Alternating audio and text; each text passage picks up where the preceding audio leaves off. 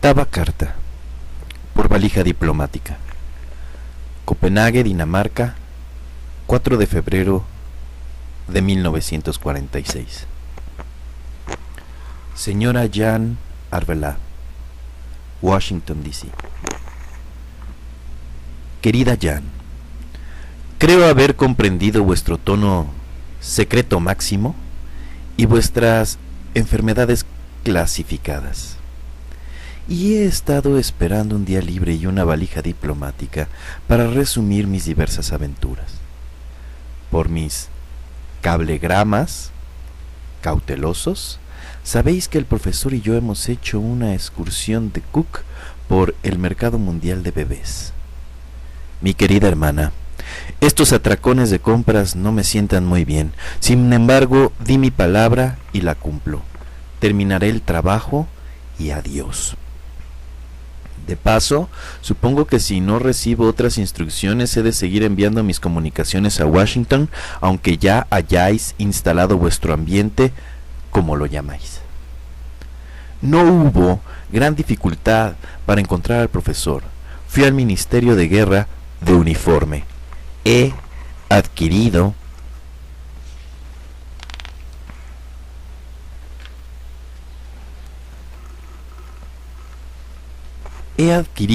desde entonces un excelente vestuario británico, y con todas las credenciales imaginarias que me proporcionasteis tan amablemente. Como ellos dicen, se tuvo toda clase de cortesías con el mayor Harry Felton, pero yo me siento mejor con ropas civiles. En fin, el profesor trabajaba en un proyecto en favor de la infancia y vivía entre las ruinas de East End, que quedó muy destrozado por la Gran Guerra. Es un hombrecillo asombroso y me he encariñado mucho con él. Por su parte, él aprende poco a poco a tolerarme. Lo invité a comer. Tú eres la palanca que mueve su vida, mi querida hermana. Yo no tenía idea de lo famosa que eres en ciertos círculos. El profesor me miraba con un temor reverente, solo porque tenemos los mismos padres. Luego le lancé mi discurso, todo él sin tapujos. Yo esperaba que tu reputación se desmoronara ahí mismo, pero no. Goldblum me escuchó con la boca, los oídos y todas las fibras de su ser. Solo me interrumpió para interrogarme acerca de la muchacha asamesa y el muchacho bantú. Y las tuyas fueron preguntas muy agudas y minuciosas.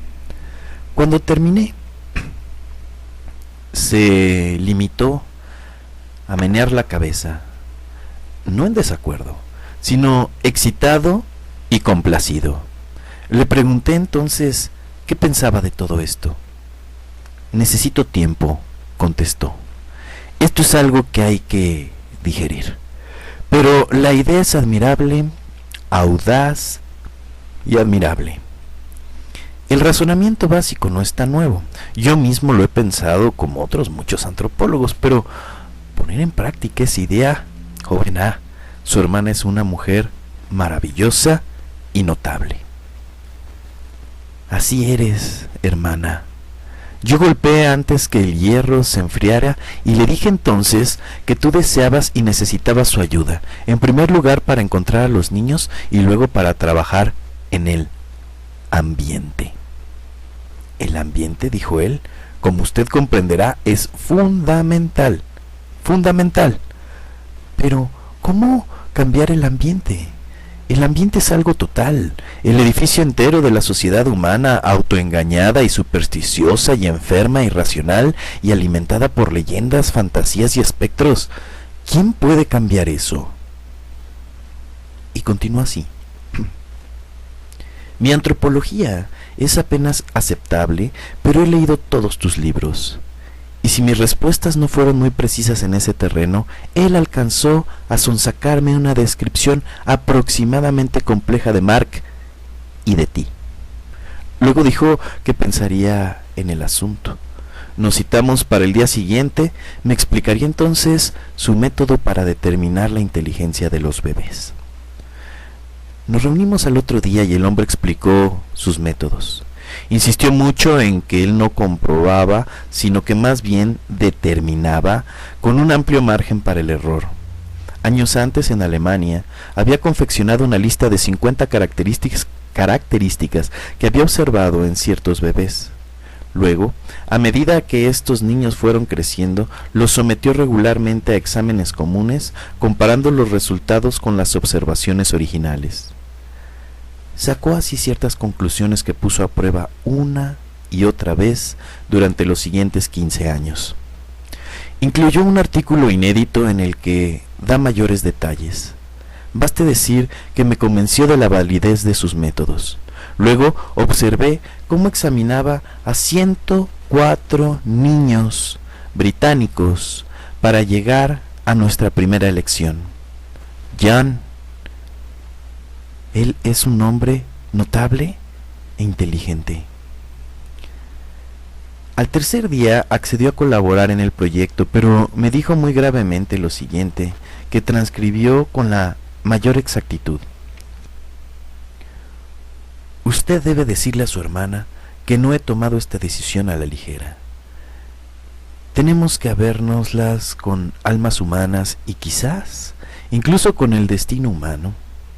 Este experimento puede fracasar, pero si tiene éxito, puede ser el acontecimiento más importante de nuestro tiempo.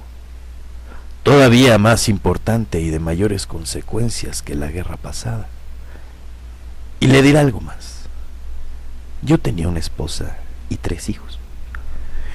Y los mataron porque una nación de hombres se había convertido en una nación de bestia. Yo vi eso. Y no hubiera sobrevivido si no hubiese creído siempre que lo que puede convertirse en un animal puede convertirse también en hombre.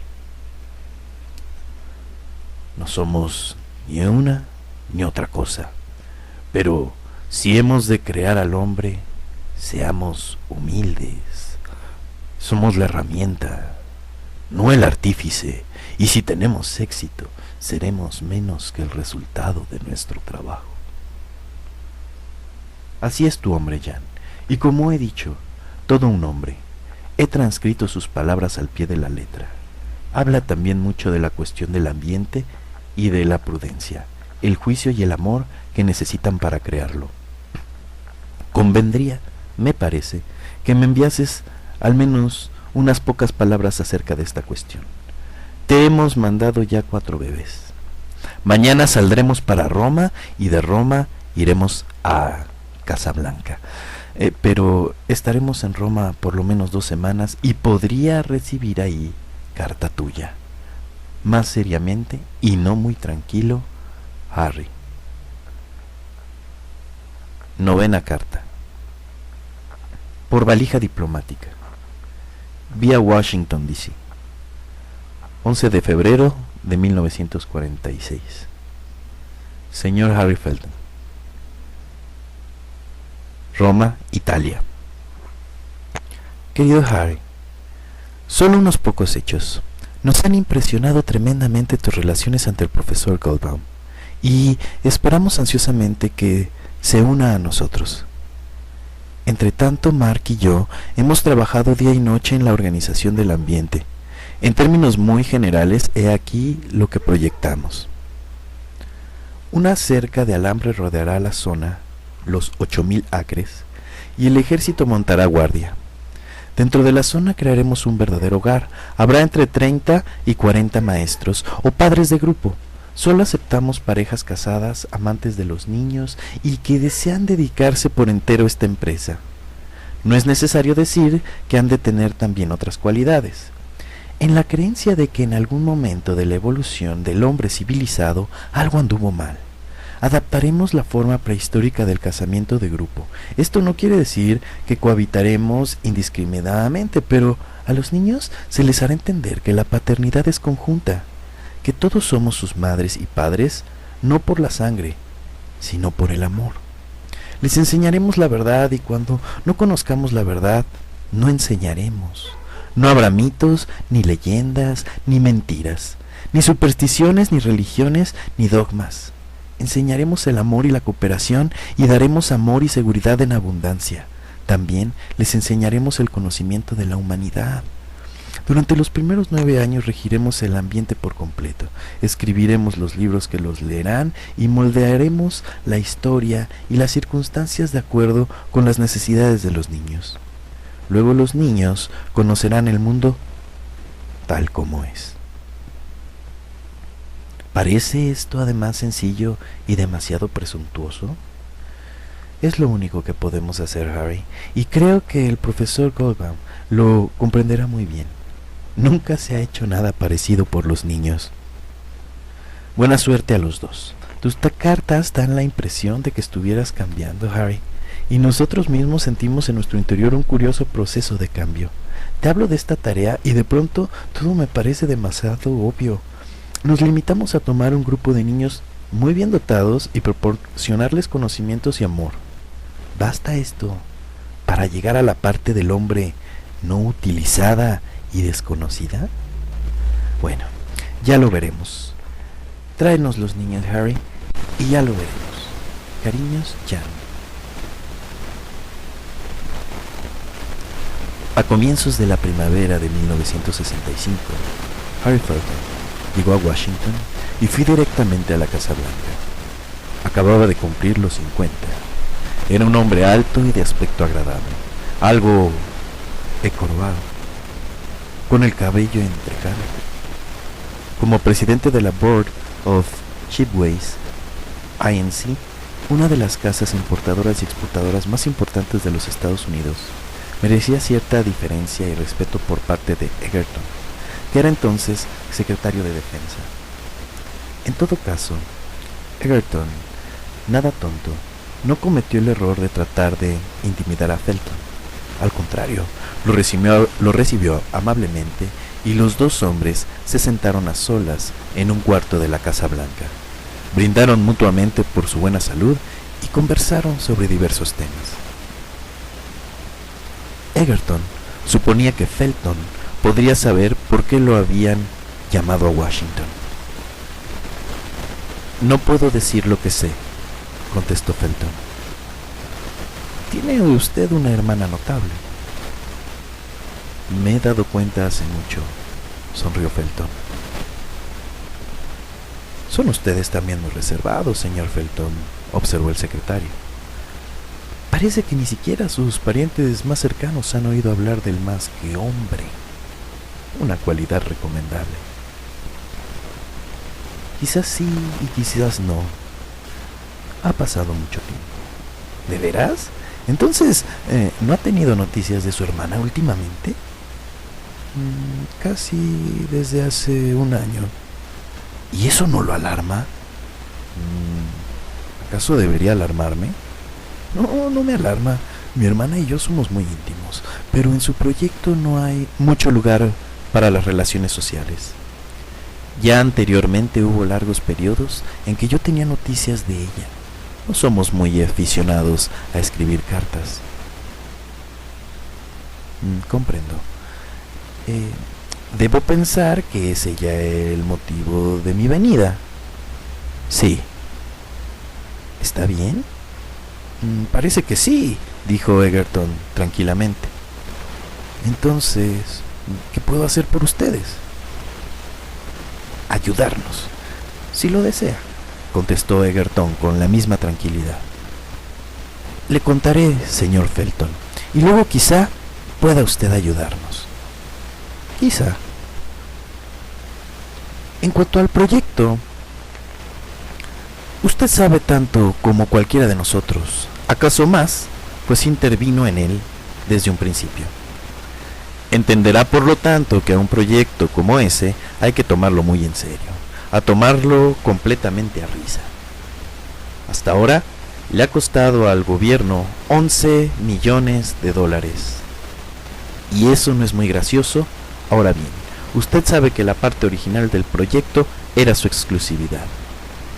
El término se empleó de este modo deliberado y específico. Errata. El término se empleó de modo deliberado y específico.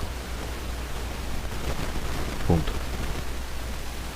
El éxito dependía, parece, de la creación de un ambiente único y exclusivo, y convinimos, por lo tanto, en no enviar observadores a la zona reservada en un periodo de 15 años. Por supuesto, en esos 15 años se realizaron muchas conferencias con Mark Arbalete y su señora, y con algunos de sus compañeros, entre ellos el Dr. Goldbaum. Pero fuera de esas conferencias solo recibimos algunos informes acerca de la marcha de la empresa en general. Se nos insinuó que los resultados eran satisfactorios y excitantes, pero muy poco más. Nosotros hicimos honor a nuestra parte en el convenio, y al final del periodo de 15 años le dijimos a su hermana y a su marido que era tiempo de enviar una comisión de observadores. Pidieron una ampliación del plazo, esencial para el buen éxito de todo el programa, y se mostraron bastante elocuentes, y les concedimos 3 años más. Hace unos meses terminó ese nuevo periodo de 3 años. La señora Arbalete vino a Washington y solicitó una nueva ampliación. Nos negamos, y ella accedió entonces a que nuestros observadores entraran en la zona reservada 10 días después, y regresó a California. Egerton hizo una pausa y miró a Felton inquisitivamente. ¿Y qué descubrieron ustedes? ¿No lo sabe? Me temo que no. Pues bien, dijo el secretario. Me siento un poco tonto cuando lo pienso, y también asustado, pero cuando lo digo me siento principalmente tonto. Fuimos allá y no encontramos nada. Oh. No parece usted muy sorprendido, señor Felton. Nada de lo que hace mi hermana me ha sorprendido nunca realmente. ¿Quiere usted decir que la zona reservada estaba vacía, sin nadie? No, señor Felton. Desearía decírselo. Desearía decirle que aquello era humano y natural. Desearía creer que su hermana y su marido son 2 estafadores inteligentes e inescrupulosos que le sacaron al gobierno 11 millones de dólares. Sería algo consolador comparado con la realidad. No sabemos si la zona reservada está o no está vacía, señor Felton, porque la zona reservada no está allí. ¿Cómo? Exactamente. La zona reservada no está allí. Vamos, dijo Felton sonriendo. Mi hermana es una mujer notable, pero no puede irse con 8,000 acres de tierra. No está de acuerdo con su carácter. No me parece gracioso su humorismo, señor Felton. No, claro que no. Lo siento, pero la cosa no tiene sentido. ¿Cómo es posible que 8,000 acres de tierra no estén donde estaban? ¿No dejaría eso un gran agujero? Si los diarios se enteraran, el agujero sería todavía más grande, señor Felton. Bueno, ¿por qué no me explica? Trataré, no de explicar, sino de describir. La zona está en el Bosque Nacional de Fulton, una zona quebrada, con lomas y pinos gigantescos de forma de riñón. Había una cerca de alambre, con guardias armados en todos los accesos. Fui allá con nuestros inspectores, el general Mayers, 2 médicos castrenses, Gorman, el psiquiatra, el senador Tontwell, de la Comisión de Servicios Armados, y Lydia Entry, la educadora. Cruzamos la región en avión y recorrimos las 70 millas finales hasta la zona reservada en 2 coches del gobierno. Se entra en ella por un camino borroso. El guardia ahí apostado nos dio el alto. La zona reservada estaba directamente ante nosotros. Mientras el guardia se acercaba al primer coche, la zona reservada desapareció. ¿Así?, murmuró Felton, sin ruido, sin explosión. Sí, sin ruido, sin explosión. Un momento antes teníamos delante un bosque de pinos gigantescos y luego una zona gris de nada.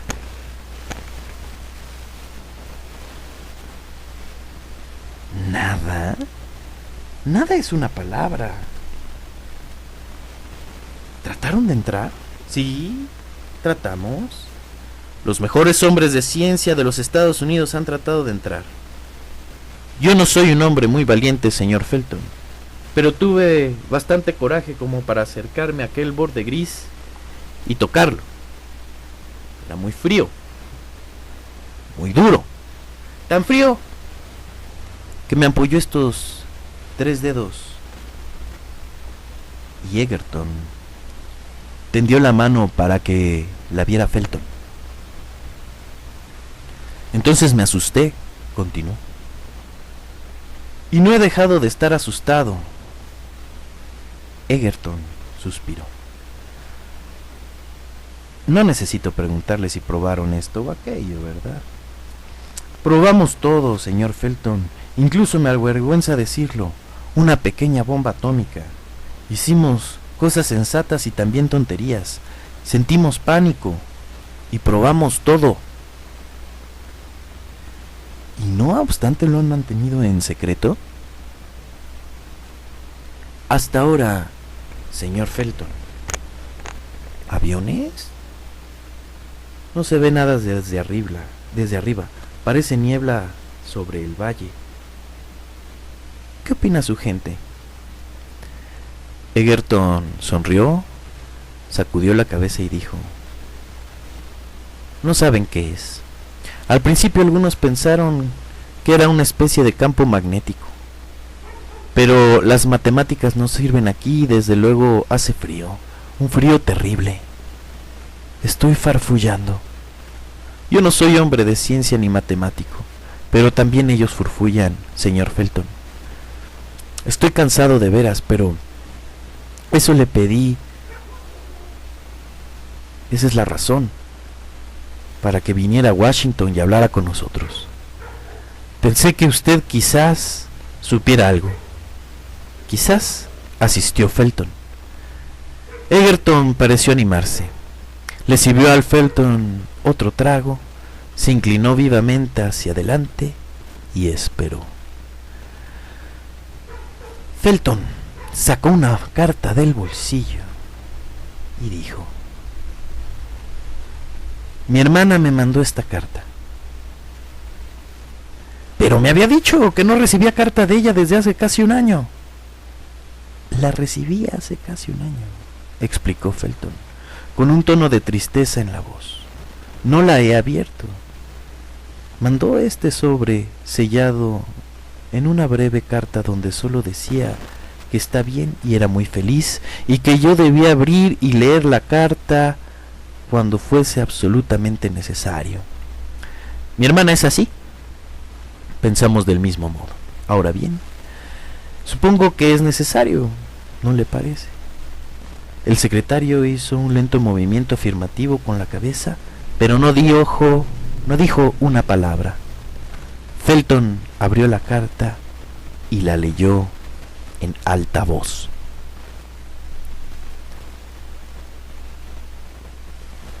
«12 de junio de 1964. Mi querido Harry, han pasado 22 años desde que te vi y hablé por última vez. Mucho tiempo para dos personas que se quieren y se respetan como nosotros. Y ahora que te pareció necesario abrir esta carta y leerla, lo más probable es que nunca volvamos a vernos. He sabido que tienes una esposa y 3 hijos, todos maravillosos. Pienso que es más duro aún saber que no los veré ni conoceré. Solo eso me entristece. Por lo demás, Mark y yo somos muy felices y creo que nos entenderás. En cuanto a la barrera que está ahí ahora, pues de otro modo no hubieras abierto esta carta. Diles que no es peligrosa ni hará daño a nadie. No es posible atravesarla, es una fuerza negativa más que positiva, una ausencia más que una presencia. Luego te diré algo más, aunque probablemente no lo explicaré mejor. Algunos de los niños podrían traducirlo en palabras inteligibles, pero quiero que este sea un informe mío y no de ellos. Es raro que todavía los llamen niños y piense en ellos como niños, cuando en realidad somos nosotros los niños y ellos los adultos, pero conservan la cualidad infantil que conocemos mejor, esa inocencia y esa pureza extrañas que desaparecen tan rápidamente en el mundo. Y ahora te diré qué ha sido de nuestro experimento, al menos en parte. En parte, pues, ¿cómo podría narrarte la historia de las 2 décadas más raras que hayan vivido los hombres? Todo es increíble y al mismo tiempo vulgar. Nos hicimos cargo de un grupo de niños maravillosos y les dimos amor, seguridad y verdad en abundancia, pero creo que fue el amor lo más importante. Durante el primer año excluimos a todas las parejas que mostraban menos que el deseo de amar a esos niños. Si los amaba fácilmente, y a medida que pasaban los años se convertían en nuestros hijos en todos los aspectos. Los niños que nacían de las parejas se unían sencillamente al grupo. Ninguno tenía un padre o una madre, éramos un grupo funcional viviente en el que todos los hombres eran los padres de todos los niños y todas las mujeres sus madres. No fue fácil, Harry. Nosotros, los adultos, tuvimos que luchar y trabajar y examinarnos y modificarnos una y otra vez y aún desgarrarnos las entrañas y arrancarnos el corazón para mantener un ambiente que nunca había existido hasta entonces. Como una cualidad de sensatez y veracidad y seguridad que no existen en ninguna otra parte del mundo.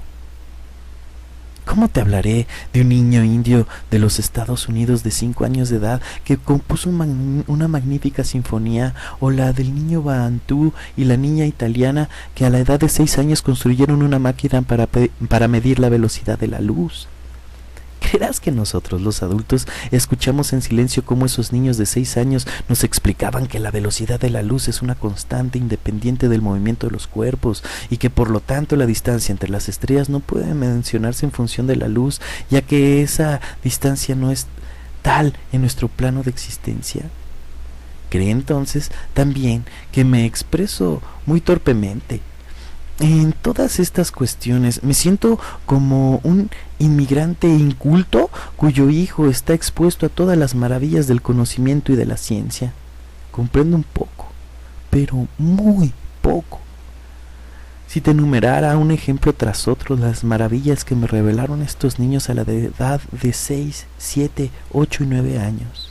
¿Recuerdas esas pobres criaturas torturadas y nerviosas que tienen un cociente intelectual de 160?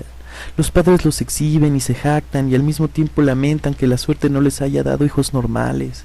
Pues bien, los nuestros eran y son niños normales, quizá los primeros niños normales que ha visto este mundo desde hace mucho tiempo. Si los oyeras reír o cantar solamente una vez, te darías cuenta. Si pudieras ver qué altos y fuertes son, qué magníficos son sus cuerpos y sus movimientos, tienen una calidad que yo nunca había visto antes en los niños. Sí, supongo, querido Harry, que muchas cosas te chocarían. La mayor parte del tiempo andan desnudos.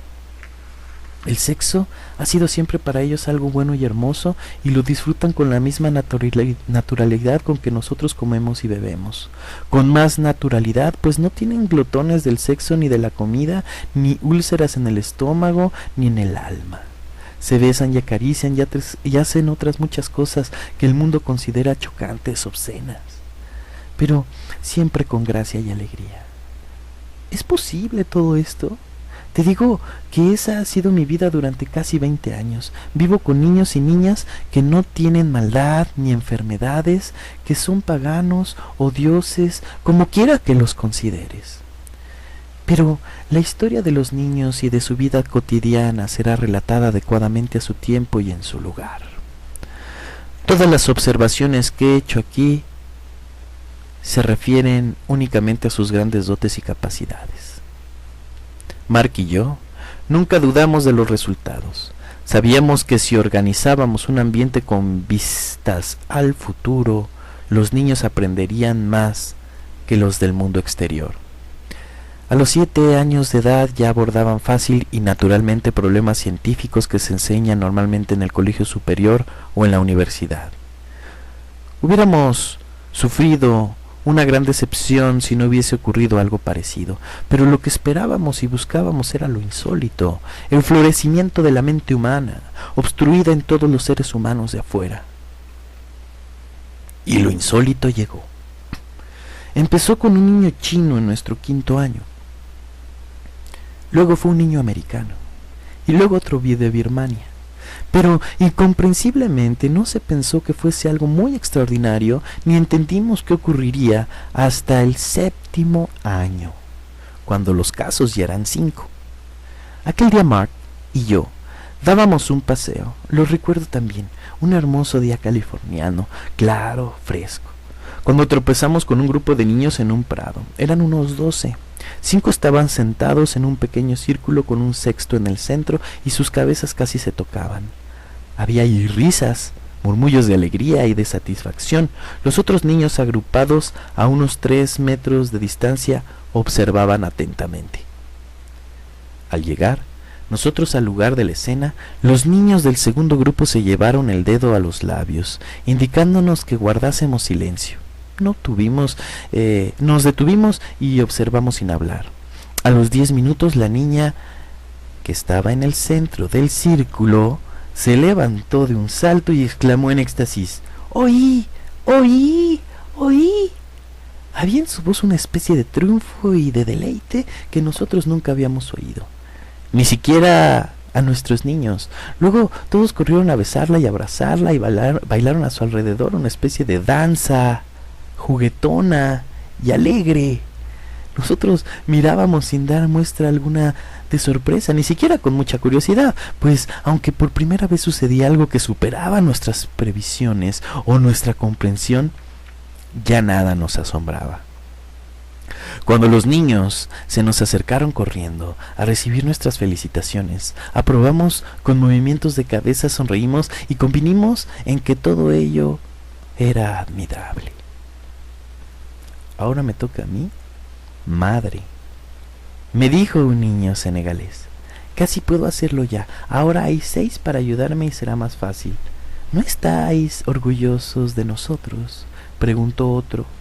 Les dijimos que estábamos muy orgullosos y eludimos las demás preguntas. Luego esa noche, en la reunión del personal docente, Mark describió lo que habíamos visto.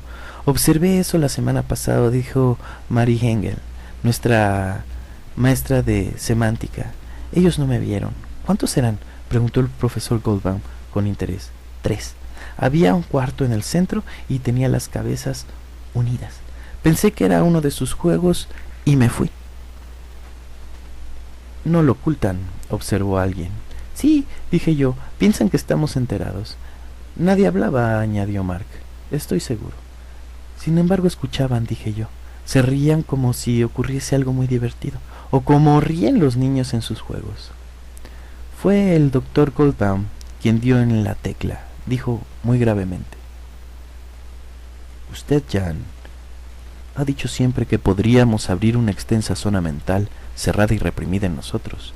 Creo que ellos la han abierto ahora. Creo que están enseñando y aprendiendo a oír los pensamientos. Se hizo un silencio y luego Atwater, uno de nuestros psicólogos, declaró con inquietud: No puedo creerlo. He investigado todas las pruebas y todos los informes sobre telepatía que se han publicado en el país, el material de Duke y todo lo demás. Sabemos qué minúsculas y débiles son las ondas cerebrales y es fantástico imaginar que puedan ser un medio de comunicación. Hay también un factor estadístico, intervino Rhoda Lannon, matemática. Si los hombres tuviesen esa facultad, aunque solo fuese en potencia, ¿es concebible que no se haya registrado ningún ejemplo? Quizás se han registrado, dijo Fleming, uno de nuestros historiadores, de toda esa gente azotada, quemada, ahorcada. ¿Quién puede determinar quiénes fueron telépatas? Creo que estoy de acuerdo con el doctor Goldbaum, declaró Mark. Los niños están haciendo telépatas. No me convence la prueba histórica ni la prueba estadística. Lo que importa aquí es el ambiente. La historia no registra ningún caso de un grupo de niños extraordinarios criados en un ambiente semejante. Además, esta puede ser, y probablemente es, una facultad que se desarrolla en la infancia o queda reprimida para siempre. Creo que el doctor Henningsen me apoyará si digo que las represiones mentales no son raras en la infancia. Más que eso, contestó el doctor Henningsen, nuestro jefe psiquiatra. En nuestra sociedad ningún niño escapa a la necesidad de erigir barreras mentales. Zonas enteras de la mente son bloqueadas en la primera infancia. El doctor Goldbaum nos miraba de un modo raro. Yo iba a decir algo, pero me contuve. Esperé, y el doctor dijo: me pregunto si entendemos lo que hemos hecho. ¿Qué es un ser humano? Una suma de recuerdos encerrados en la mente y de una estructura que la experiencia complica cada vez más. Ignoramos aún la amplitud o la fuerza de esta cualidad que los niños están desarrollando, pero supongamos que llegan a un punto en que puedan compartir la totalidad de la memoria. No solo no habrá entre ellos mentiras, ni engaños, ni explicaciones racionales, ni secretos, ni culpas. Esto es algo más. Goldbaum paseó la mirada por los rostros de todos nosotros. Comenzábamos a entender. Recuerdo lo que sentí en aquel momento: admiración, sorpresa, alegría y también angustia. Un sentimiento tan punzante que me llenó los ojos de lágrimas. Veo que comprenden ustedes, añadió Goldbaum. No conviene quizá que yo calle ahora. Soy mucho más viejo que cualquiera de ustedes y he vivido los peores años de la bestialidad y del horror que haya conocido la humanidad en la Segunda Guerra Mundial. Cuando vi lo que vi, me pregunté 1,000,000 de veces: ¿qué significa la humanidad? Si tiene algún significado. Si no es simplemente un accidente azaroso, una estructura molecular de insólita complejidad. Sé que todos ustedes se han hecho la misma pregunta: ¿quiénes somos? ¿A dónde vamos? ¿Dónde está la cordura o la razón en esta carne de lucha, desgarra y se enferma? Matamos, torturamos, dañamos, destruimos como ninguna especie. Ennoblecemos el asesinato, la falsedad, la hipocresía y la superstición. Destruimos nuestro propio cuerpo con drogas y alimentos venenosos. Nos engañamos a nosotros mismos, engañamos a los demás y odiamos. Odiamos y odiamos. Algo nuevo ha ocurrido. Si las mentes de estos niños pueden comunicarse realmente entre sí, tendrán una sola memoria que será la memoria de todos. Todas las experiencias serán comunes a todos, así como todos los conocimientos, todos los sueños. Los niños serán inmortales, pues cuando uno muera, otro niño se unirá a la totalidad y otro y otro. La muerte no tendrá significado, perderá su siniestro horror.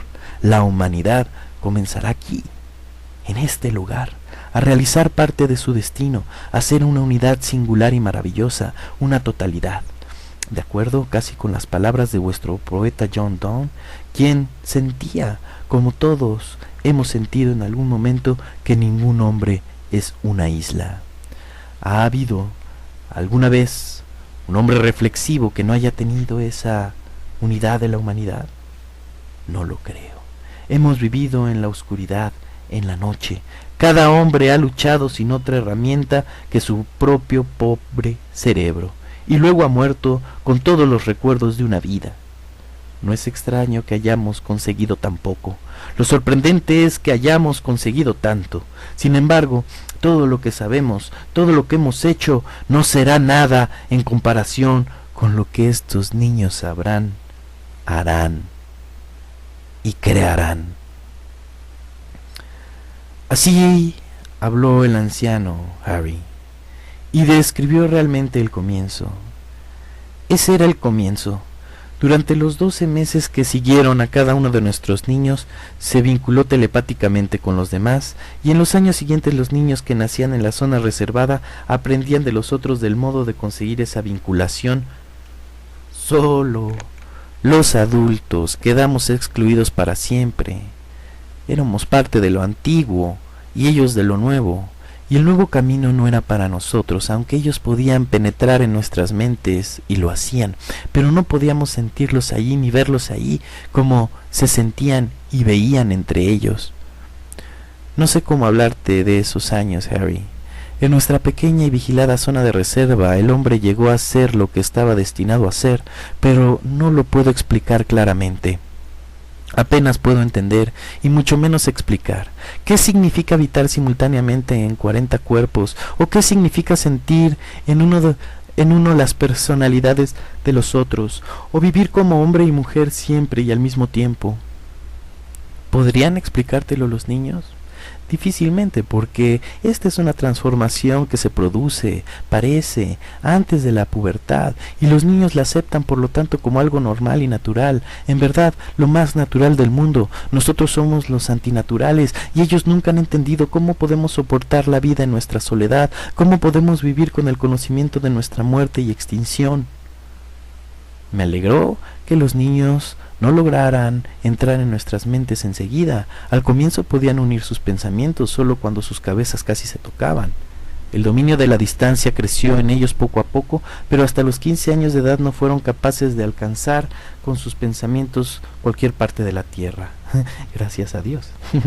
En ese entonces, los niños estaban preparados para todo lo que descubrían. Antes esos descubrimientos hubieran podido destruirlos. Debo mencionar que 2 de los niños murieron accidentalmente en el 9º y el 11º año, pero eso no tuvo importancia para los otros. Un pequeño pesar, pero no aflicción. No se tuvo la sensación de una gran pérdida, ni hubo sollozos, ni lágrimas. La muerte es totalmente diferente para ellos. Una pérdida de la carne. La personalidad es inmortal. Y vive conscientemente en los otros. Cuando hablamos de una tumba con una lápida, sonrieron y dijeron que lo hiciésemos si eso nos traía algún consuelo, pero posteriormente, cuando falleció el Dr. Goldbaum, la aflicción de los niños fue muy profunda y terrible, pues esa era una muerte de la vieja clase. Exteriormente siguen siendo individuos, cada uno con su personalidad, sus características, sus amaneramientos propios. Los muchachos y las muchachas hacen el amor de la manera sexual normal, aunque todos comparten la experiencia. ¿Puedes comprenderlo? Yo no puedo, pero para ellos todo es distinto. Solo la devoción de una madre por su hijo desvalido podría compararse con el amor que los une. Pero este amor es distinto, todavía más profundo.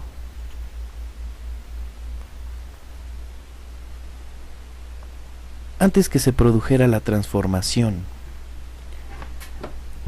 había entre ellos bastante petulancia, ira y fastidio infantiles. Pero luego no se ha vuelto a oír una voz airada o molesta, como dicen ellos mismos. Cuando aparece alguna dificultad la resuelven, y cuando se presenta alguna enfermedad la curan.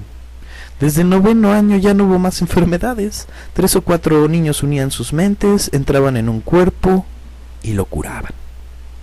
Empleo estas palabras y expresiones porque no dispongo de otras, pero no describen exactamente la realidad. Aún después de tantos años de vivir con los niños día y noche, apenas entiendo su modo de vida. Sé cómo son exteriormente generosos, sanos y felices, como ningún ser humano lo ha sido hasta hoy. Pero nada sé de la vida interior de estas criaturas. En una ocasión discutí el tema con Arlene, una niña alta y hermosa que encontramos en un orfanato de Idaho. Tenía 14 años entonces. Hablábamos de la personalidad y yo le dije que no entendía cómo podía vivir y trabajar individualmente cuando también formaba parte de tantos otros, y ellos eran a su vez parte de ella. Pero yo sigo siendo yo, Jan, y no puedo dejar de ser yo. Y los otros no son también tú. Sí, pero yo soy también ellos. Pero ¿quién maneja tu cuerpo? Yo, naturalmente. ¿Y si ellos quisieran manejarlo también? ¿Por qué? Si hicieras algo que ellos desaprobaran, dije débilmente, ¿cómo podría hacerlo? ¿Tú puedes hacer algo que desapruebas? Me temo que sí, y lo hago. No comprendo. Entonces, ¿por qué lo haces? Así terminaban siempre estas discusiones. Nosotros los adultos nos comunicamos principalmente con palabras. En su 10º año, los niños habían desarrollado ya métodos de comunicación que superaban las palabras, como éstas superan a los movimientos mudos de los animales. Si un niño observa algo, no necesita escribirlo. Los otros podían verlo por los ojos de él. Hasta cuando dormían soñaban juntos. Podría seguir así durante horas intentando describir algo que nunca entenderé, pero eso no serviría de nada, ¿verdad, Harry? Tú tendrás tus propios problemas y yo he de hacerte entender lo que ha ocurrido, lo que tenía que ocurrir. En el 10º año los niños habían aprendido ya todo lo que sabíamos nosotros, conocían ya todo nuestro material de enseñanza. En efecto, enseñamos a una únicamente la inteligencia sin represiones y sin trabas de 40 magníficos niños, una mente tan racional, pura y hábil que nosotros no podíamos recibir de ellos más que compasión afectuosa. Tenemos ante nosotros a Axel Cromwell, cuyo nombre conocerás. Es uno de los mejores físicos del mundo y responsable principal de la primera bomba atómica. Después se vino a vivir con nosotros, como ingresaría uno en un monasterio, como un acto de expiación personal. Cromwell y su mujer enseñaron física a los niños, pero en el 8º año eran ellos quienes enseñaban a Cromwell. Y un año después Cromwell ya no podía comprender las matemáticas ni el razonamiento de los niños y su simbolismo. Por supuesto, era ajeno a la estructura de las ideas del sabio. Permíteme que te cite un ejemplo. En un extremo de nuestro campo de béisbol había una piedra que pesaba quizá 10 toneladas. Te advierto que la destreza atlética y las reacciones físicas de los niños son, a su manera, casi tan extraordinarias como sus facultades mentales. Han batido todos los récords de pista y campo, superando con frecuencia los récords mundiales en un tercio de tiempo. Los he visto dejar atrás a nuestros caballos corriendo. Se mueven con tanta rapidez que junto a ellos parecemos gente perezosa y les gusta el béisbol, entre otros juegos. Habíamos hablado de volar la piedra o apartarla con una aplanadora, pero nunca habíamos llegado a hacerlo. Y un día descubrimos que la piedra había desaparecido y en su lugar había un montón de espeso polvo rojo que el viento allanaba. Les preguntamos a los niños qué había sucedido y nos dijeron que habían reducido la piedra a polvo, y lo dijeron como si no hubiese sido más difícil que apartar un guijarro con un puntapié. Pues bien, había aflojado la estructura molecular y la roca se había convertido en polvo. Trataron de explicarle a Cromwell cómo podían hacer eso con la mente, pero el hombre entendió tan poco como el resto de nosotros. Citaré otros ejemplos. Construyeron un motor de fusión atómica que proporciona energía eléctrica ilimitada. Pusieron lo que ellos llaman campos libres de todos los camiones y coches, de modo que estos pueden elevarse y viajar por el aire con la misma facilidad que por la tierra. Entran con el pensamiento en los átomos, reordenan los electrones, forman un elemento con otro, y todo esto es elemental para ellos, como si hicieran juegos de manos para entretenernos y asombrarnos. Ya conoces en parte a los niños, y ahora te diré lo que debes saber.